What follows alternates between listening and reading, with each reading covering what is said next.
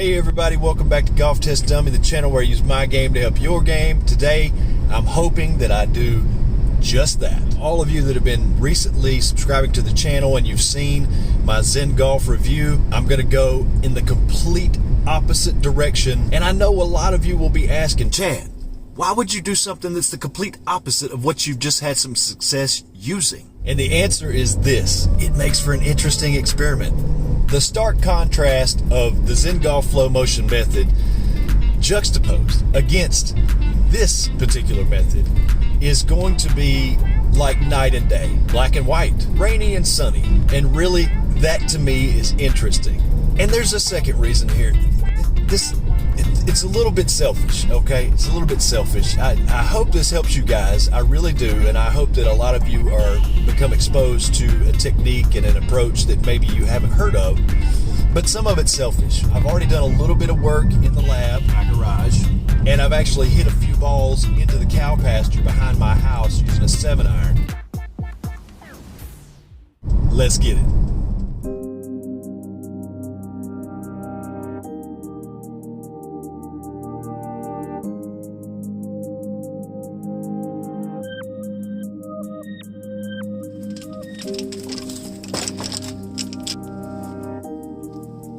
That's really cold this morning. I guess I shouldn't say really cold. It's going to get a lot colder than this, but it's down in the low 40s this morning. Glove is stiff. The whole body is stiff. So I'm not expecting miracles today. We had a little rain also. But I think it's going to be okay. It's supposed to get up to about 70 today, which is great. But I'll be long gone by the time it breaks 60.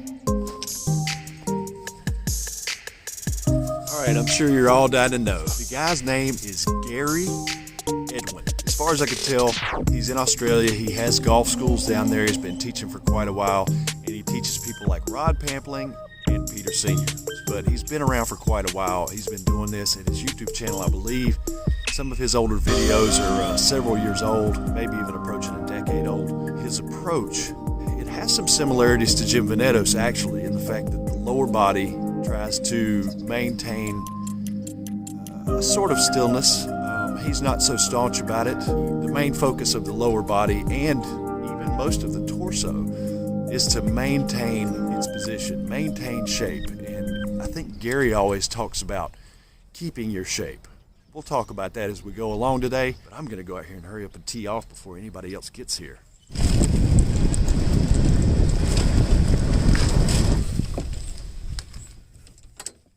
Really important to stretch this morning. This first night is going to be tough because I'm cold and it's cold. This is kind of a formula for disaster. Should be great.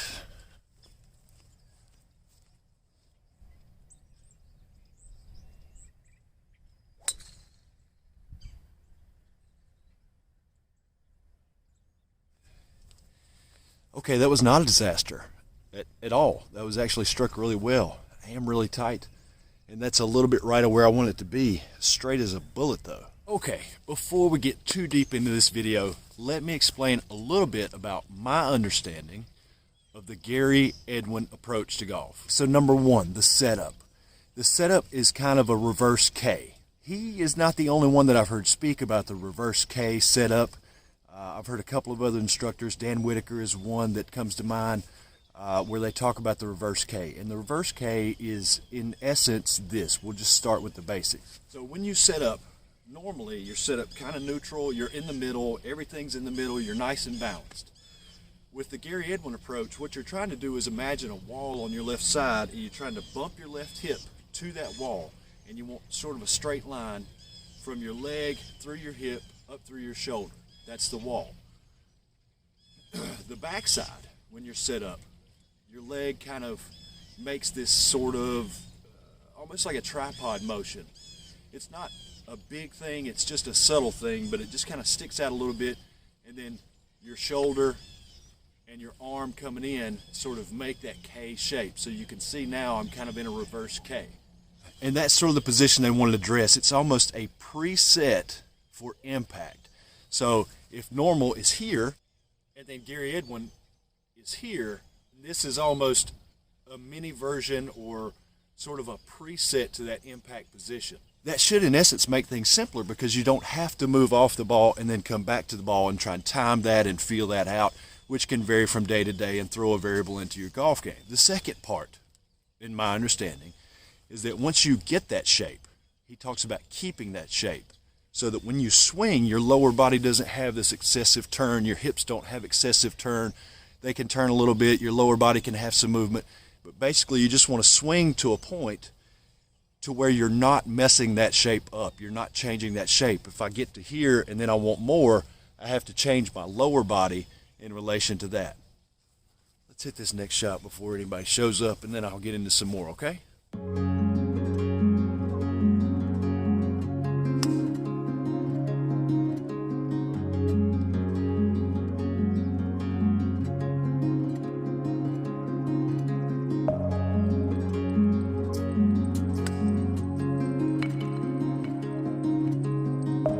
So, right off the bat, that's 3 shots that went a little bit right of where I intended them. But they're very straight shots, they're solidly struck, and it's easily repeatable as of right now. So I'm gonna have to go down here and try and save a par with a pitch shot that gets close and a putt. We're not gonna worry too much about the short game today in this video, but so far those are really good shots. Don't want to change my swing. I think with anything, as soon as you start to see some go awry, you think, okay, what am I doing wrong? I don't know that I'm doing anything wrong. I think my aim is off. I'll go back and watch this on video, but I bet you money that I'm set up for a shot.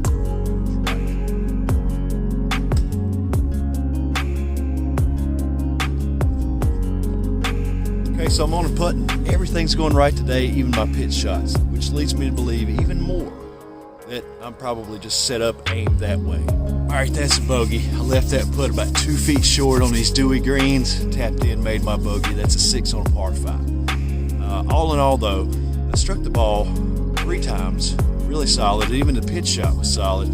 Everything was just right. So I'm gonna just start aiming a little bit left. I'm not gonna try and change my swing or my setup or any of that stuff. I want to stick with it. So we talked about the reverse K, the setup position. We talked about trying to maintain that position, not only in this direction. He talks about this a lot. Not only in this direction on this plane, but in this plane as well. So we're not going to let our spine angle change as we swing back and through and all that. We're going to try and maintain that as well. So this may or may not be what he teaches exactly, but this is sort of my interpretation and my take on it. And I want to talk about the backswing and then the start of the downswing. So normally I'm getting this look. I start coming in, my elbow is really tucked in, and I get laid off and flat, and then I'm having to drag and make this move. What I'm trying to do now is let my left arm just stay kind of straight and let my right arm almost let the elbow kind of flare out a little bit and just take it to the top, and then I'm just going straight down. So I'm trying to not let too much wrist hinge come in, because I think that gives me some timing issues where I've got to try and time my wrist back out. So I'm trying to just come up straight with it and then just return it right back to where it was by swinging down.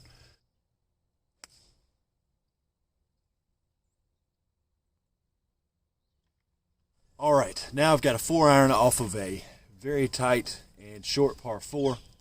I always play this club here. Let's talk about the last thing. I made my par on that last hole, by the way. I pitched up to within 5 feet, drained the putt. So I had a bogey on the first hole and par on the second hole. That's a 6 and then a 3. That's a pretty big difference. Back to it. Short par 4, tight, 4-iron off the tee. One of the last little things that he talks about is not only maintaining that shape on the backswing, but maintaining that shape until it pulls you out of it. You just leave the lower body as it is, and then you swing through, and this club face stays square to your sternum and continues to pull your sternum and carry you up to the finish. So what we're really trying to focus on here is getting into that setup, the reverse K, and then just take the club back as far as we can without destroying this position, both over the ball and setup wise. He talks about overness, which is in relation to this, your overness over the ball, maintaining that through the swing. Swing back, swing through, and we're just trying to return the club back to where it came from. Nothing fancy, nothing dipping under, no fancy hip movement, any of that. Try and keep your head and your core and your lower body all in the same position and just take it back and return it, and then let it return through and let the swing, let the motion of that club pull you out of the position that you were in. Okay, that's right down the middle. It's a little low. It's not my best attempt. May have had the ball position just a little bit forward, and I think I may have, I don't know, had a little hitch or something in that swing. Finally back to driver.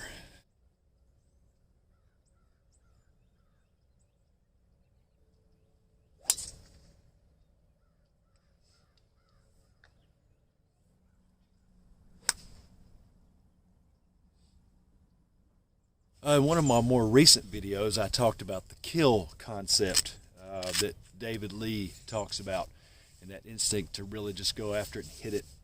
I think that definitely applies to me a lot of times, and I'm going to try and put that into practice here with what I'm working on from Gary Edwin.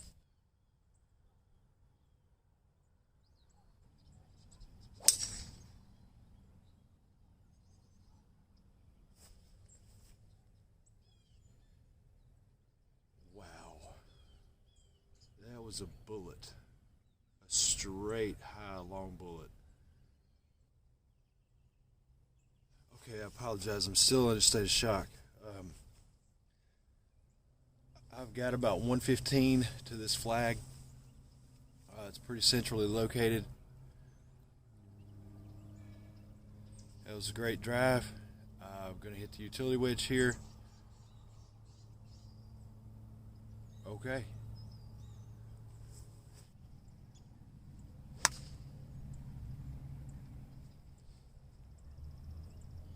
Gonna be a birdie putt. It's on the green.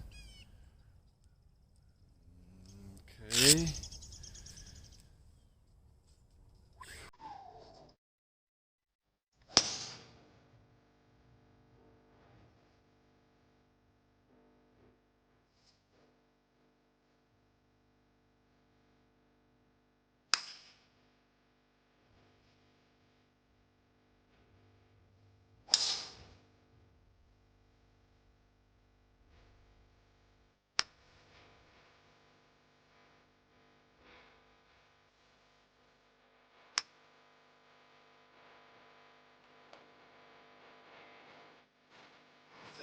Or not, honestly, I lost it a little bit, but it was a pure, perfect ball flight straight at the target, and I would call that, since that is my last full shot on this 9 holes, that is honestly my best strike of this 9 holes. It's a good way to end it.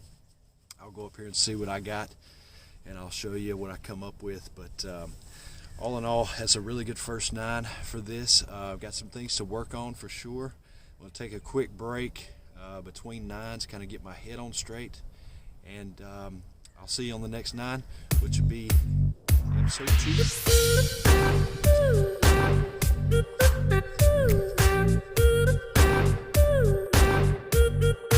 2.